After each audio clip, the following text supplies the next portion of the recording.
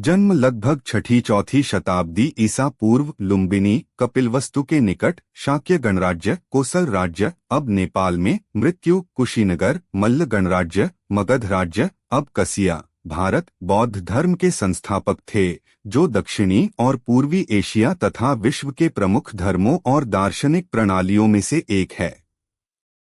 बुद्ध उन अनेक विशेषणों में से एक हैं जिन्हें एक शिक्षक ने छठी और चौथी शताब्दी ईसा पूर्व के बीच उत्तर भारत में धारण किया था। उनके अनुयायियों, जिन्हें बौद्ध कहा जाता है, ने उस धर्म का प्रचार किया जिसे आज बौद्ध धर्म के नाम से जाना जाता है। प्राचीन भारत में कई धार्मिक समूहों द्वारा बुद्ध शब्द का प्रयोग किया जाता था और इसके अनेक अर्थ थे, लेकिन यह बौद्ध धर्म की परंपरा से सबसे अधिक जुड़ा और इसका अर्थ एक प्रबुद्ध व्यक्ति, अज्ञान की निद्रा से जागा हुआ और दुखों से मुक्ति प्राप्त करने वाला व्यक्ति माना जाने लगा। बौद्ध धर्म की विभिन्न परंपराओं के अनुसार अतीत में भी बुद्ध हुए हैं और भविष्य में भी बुद्ध होंगे।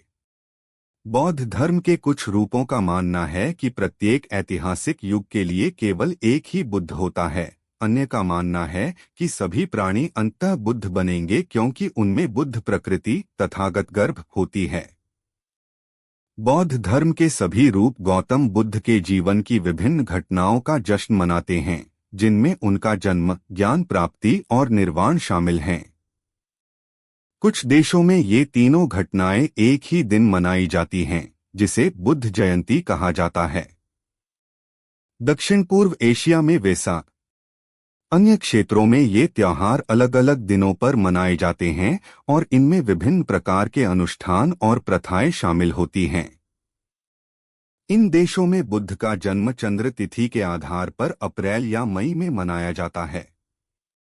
जापान में, जहां चंद्र कैलेंडर का उपयोग नहीं होता, बुद्ध का जन्म 8 अप्रैल को मनाया जाता है। वहां यह उत्सव स्थानीय शिंटो समारोह के साथ मिलकर हनमात्सुरी नामक पुष्प उत्सव में विलीन हो गया है। सामान्य विचार।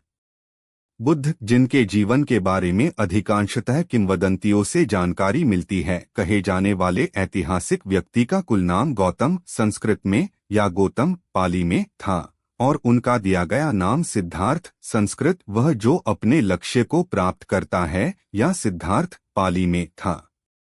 उन्हें अक्सर शाक्य मुनि, शाक्य कुल का ऋषि कहा जाता है। बौद्ध ग्रंथों में उन्हें आमतौर पर भागवत, अक्सर भगवान के रूप में अनुवादित के रूप में संबोधित किया जाता है और वे स्वयं को तथागत कहते हैं, जिसका अर्थ ऐसा व्यक्ति जो इस प्रकार आया है या ऐसा व्यक्ति जो इस प्रकार चला गया है हो सकता है। उनके जीवन के बारे में जानकारी अधिकांशतः बौद्ध ग्रंथों से प्राप्त होती है, जिनमें से प्रारंभिक ग्रंथ सामान्य युग की शुरुआत से कुछ समय पहले उनकी मृत्यु के कई शताब्दियों बाद तक लिखित रूप में नहीं लिखे गए थे। इन ग्रंथों में वर्णित उनके जीवन की घटनाओं को ऐतिहासिक नहीं माना जा सकता, हालांकि विद्वानों द्वारा उनके ऐतिहासिक अस्तित्व को स्वीकार किया जाता है। कहा जाता है कि वे 80 वर्ष तक जीवित रहे, लेकिन उनकी मृत्यु की तिथि के बारे में काफी अनिश्चितता है।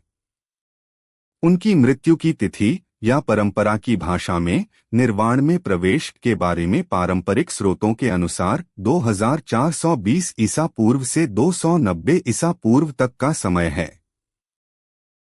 20वीं सदी में विद्वानों ने इस सीमा को काफी सीमित कर दिया और आम तौर पर उन लोगों का